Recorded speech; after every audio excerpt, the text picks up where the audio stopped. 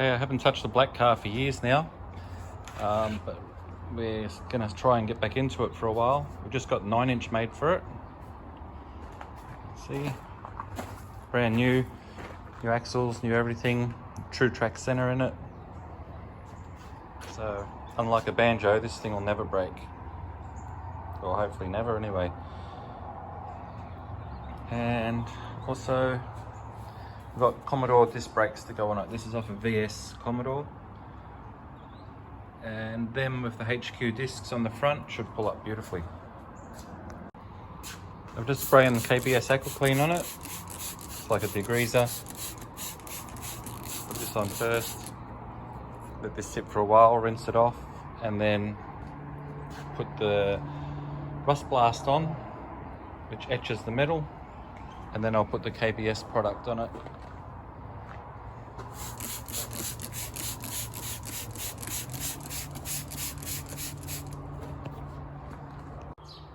I just rinsed off the Aqua Clean, which is basically like a degreaser, and now I'm going to put the Rust Blast on it, and this puts like a zinc phosphate, I think it is, coating on the steel, and that helps protect it too. All you do is just spray it on, leave it for about 20 minutes, rinse it off, and then as soon as it's dry, it's ready to paint. One thing to remember with this is not to let it dry. So it starts to dry off, just keep reapplying it until your 20 minutes or whatever is up, and then it can just be hosed off. Okay, this is one brushed on coat of the KBS, and I could have sprayed it, but I don't have any thinners for it, so I just brushed it on. It's not too bad. I'm going to put another coat of it on, and then I'm going to put some of this top coat on. It's UV resistant. It'll just make it last a bit longer. Yeah, so I just got to wait for that to dry now and then get back into it. Just trying to put this diff together. And with Commodore brakes, they're meant to sit on the back, not front mounted like this. But when they sit on the back, they hit the shocker. And so a lot of people then move the shocker. They cut this or put a bracket or weld something else here for it to sit here, but I don't really want to do that because when it goes to Vic Roads, it's got to go over the pits, and it might just look a bit, too modified, and I don't want any questions asked. I want it to look sort of as original as I can, so I'm going to leave the shocker where it goes, which is very close, as you can see, like that. But I'm going to get the bracket, which is this bracket, and I can't bolt it on now because the caliper's in the way. But what I'm going to do is make some spacer plates just here and here, so that way this can sit in front of it, and it should look like that. And that way the cable can go in as normal, and we have a handbrake. Ideally, I should have just used HQ brakes, and on the hatch, I think I'm just going to get HQ brakes like Brocky had, and they pulled him up all right, so I'm sure I'll survive with them. But for now, I need 10mm steel. All I've got is this old axle, so I'm just going to cut this bit out, and I can make my 2 spacers with this. Then I'll drill a hole, tap it, and that way the bolt can go in and bolt that bracket straight onto this. That's the plan anyway. I'll see how it goes. Plasma cutter didn't want to cut these, so about 15 minutes with this little air saw did it. So I've got these. I'm going to clean them up now. Then I'll drill some holes and get them ready to weld onto the brakes.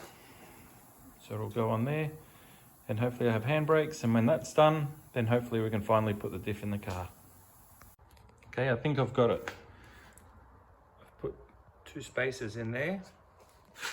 Now the cable's going to go straight through there like that.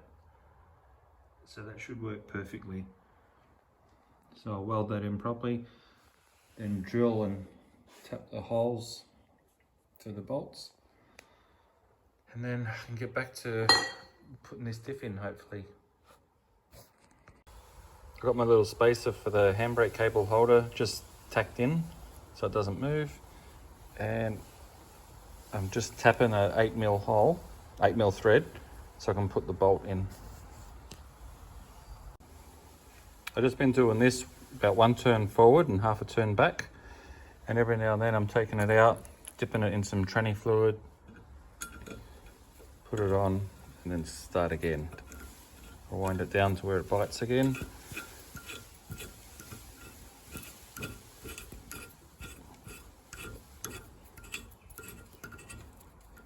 Now it's starting to bite, so just give it a little twist, a little bit back, and I just keep doing that until I bust through.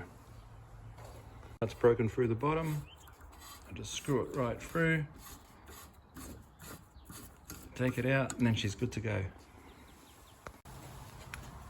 Now, just before I weld this second spacer into position, this one here, I'm just making sure that I'm going to clear the caliper. And the inside there, I don't know if you can see it, I've got room to take that nut off for whenever, the bolt off in case we want to change the pads. It all looks pretty good. So I'm just going to squash this down, clamp it, and then tack it, and then that's where it's going to sit.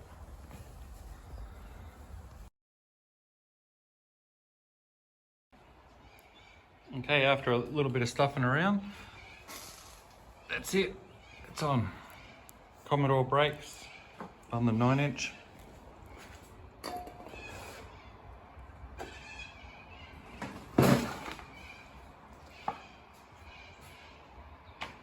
Didn't have to worry about the shocker, which is a good thing. And now I just got to attack the other side. Now it's starting to look like a diff. I'm just pressing the bushes in. I've got this kit here. I just use this to press that in. It's not real easy, but it does work. I'm glad I'm not doing the whole K-frame myself. But when you're stuck and you got 1 or 2 bushes that you need to press in, then this just comes in handy, I guess.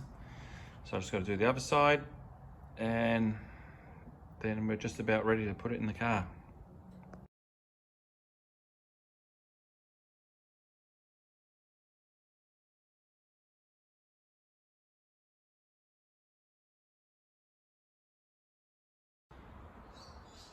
Just before I put the diff in, I'm going to get a new brake line for it. So the diff can just sit for a week or so until I can get the brake line made. And I thought until that comes, I might start on the brakes.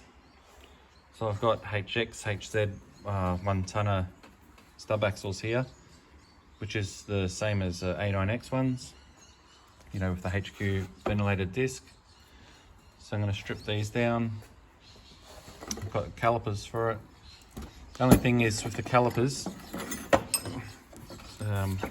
see how the hose comes out the bottom? So I'm going to have to keep the Torana caliper, but put this part on the Torana one, so that way I'll have the hose coming out the top like Toranas are supposed to. Strip one down, just nearly strip the other one down. Yeah, I'm just going to take the bearing off, pull this out, and oh, there's my chuck key. I lost that about 4 years ago. How's that? Anyway, yeah, so I just got to pull this off, and I'm going to give them a clean up, and then I'll clean up the brakes, and then I'll start rebuilding the brakes and put everything back together. I just popped these brake cylinders, and look what's inside here. All this sludge. I don't know how this thing even stops when you put the brakes on. Anyway, I'm going to take it to the local brake joint and let the guy there check it out.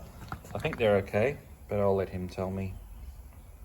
And then put some new rubbers in it and hopefully put it back together. Just another quick thing. These handbrake cables arrived. They're made for the Commodore brakes to go on a Torana. So as you can see there. I got those off eBay for 100 and something bucks. So if anyone else does the same thing, you'll need those. just while I'm waiting for some paint to dry, I'll just do a quick rundown on what we've done the last week. Put some new bushes in the 9-inch. Fitted Commodore brakes, front mounted on the diff. We've made a spacer so the handbrake cable can be on the front with the caliper because they usually sit opposite. Cleaned up the front calipers. Pistons look pretty good. Got a rubber kit seals to put through it, but I think he's given me the wrong one, so I'm going to have to see the brake dude tomorrow because this is too big. So just leave that till tomorrow.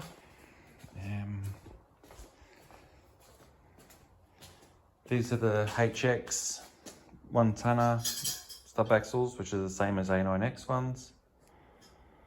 I've got a set for the black car and another set for the hatch.